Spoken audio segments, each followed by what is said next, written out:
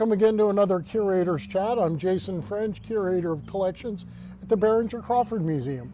Of course, as you can see, we are still on our little field trip to Falmouth in Pendleton County, and I'm right here at the Falmouth Courthouse with Fran, and we were going to talk a little bit about the local history here and the history of Falmouth. Okay. So, Falmouth kind of gets its start when? Pendleton County was actually part of Campbell County. So there were people living in this area in the 1780s. Colonel Byrd of the British Army came through with roughly 600 Indians and 200 Canadian Rangers on their way to attack forts in Kentucky. They made it to Ruddles and Martin Station when they heard that George Rogers Clark was on his way. And so they left and took with them 400 captives. But when they came to Falmouth, they left supplies on the riverbank that they picked up for their trip back. And they cut a road, basically. And Main Street today is part of that road. Mm-hmm. So you said there's a tavern that's been here since Thomas Jefferson's time, is that Yes. correct? The Kennett Tavern. It started out as, it's now our city hall. It started out as two different buildings, and over time they wedged them together, or didn't really wedge them together. They built another extension, I guess you would say, in between them. And James Kennett ran a hotel there. If you come, you will see that the doors are very tall.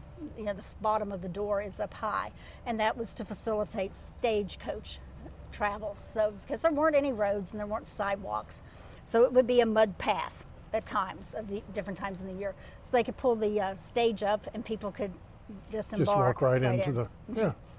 Oh, that's something. You don't Yes. see that as much anymore. Right, and because it was built during Jefferson's administration, it's one of the few buildings, really, you know, in Kentucky that can fly the flag known as the Star-Spangled Banner, and they do. It is flown above it. This community's got well over 200 years Yes. of history. So, and I know certainly in more recent years, there was the terrible flood in '97 too. So there's a lot of in-depth history in the community. What is one of your favorite stories to tell? Oh, I like the fact that Simon Kenton came here and gave a deposition at the Alvin Montjoy cabin, which is just over this way from where we're sitting. Alvin Montjoy was one of the early settlers here. He was a Revolutionary War soldier. He enslaved 9 people.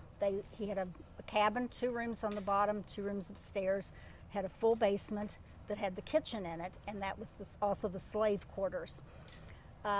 So that's where the town folk met to write the charter for the town of Falmouth.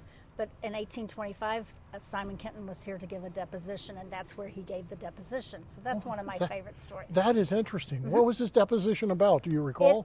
It had to do with land and boundaries, and he is where we get a lot of our information today. His deposition is where we get a lot of our information on Byrd and his war road that came through. Well, I think that's a wonderful kind of introduction to Falmouth. If people want to learn more about this great little community, you should come and visit. There's lots to see, lots to do around here. If you like this Curator's Chat, feel free to like and subscribe, and we'll see you in our next Curator's Chat.